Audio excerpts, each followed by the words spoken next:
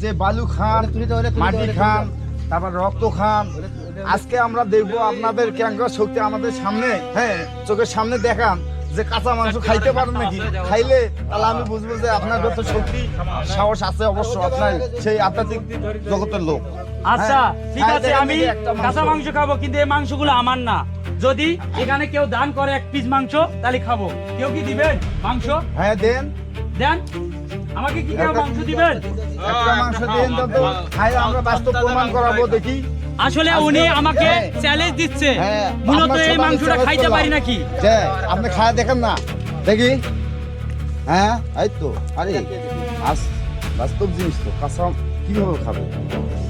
তো কাঁচা খাওয়া লোক তো আধ্যাত্মিক জগতের লোক, সে কঠিন পাহাড়ি লোক। সো সে দেখি মরুভূমিতে, হ্যাঁ উলুঙ্গ হয়ে শুতে থাকে, উপর হয়ে শুতে থাকে।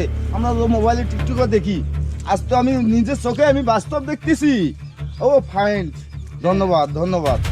দেখছেন, গুড, আমি চ্যালেঞ্জ হ্যাঁ। নিছি, আমি আপনার পারি অবশ্যই। পাওয়ারফুল আপনার কাছে আছে। কেন আপনাকে- থাকবে না? হ্যাঁ কাঁচা খাইলে কোনো রোগ ধরবে না, অশান্তি হবে না। আচ্ছা আচ্ছা আচ্ছা। তেল লাগলো না, লাগলো না কাঁচা মরিচ মশলা কোনো কিছুই না। আসলে আমরা কেন দর্শক কোম্পানিকে বৃন্দ, এত অর্থ দিব? একটু জ্ঞান করার। কুরবানির গরুর সব কিছুই খাওয়া হালাল, কিন্তু আসলে প্রকৃতপক্ষে যে মানুষ কাঁচা মাংস খায় এটা আমি দেখলাম। আজকে ঠিক আছে? আসলে বাস্তবে সে কাঁচা মাংস হ্যাঁ। খাইলো। হ্যাঁ।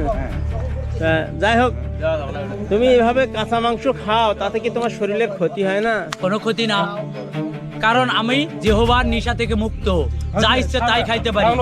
আসলে দর্শক কিন্তু দেখেন, আসলে সে কাঁচা মাংস মাটি সবকিছু কাঁচা খায়, খাওয়ার পরেও তার শরীর স্বাস্থ্য ভালো। বিধাতার কি যে নিয়ম জানি না। ভাই দাঁড়ান, আপনি কোথায় যাচ্ছেন? আমি আইলাম এই গ্রামে, ঢুকলাম, দেখি কি অবস্থা গ্রামের। আমি শুনছি আর দেখছি আপনার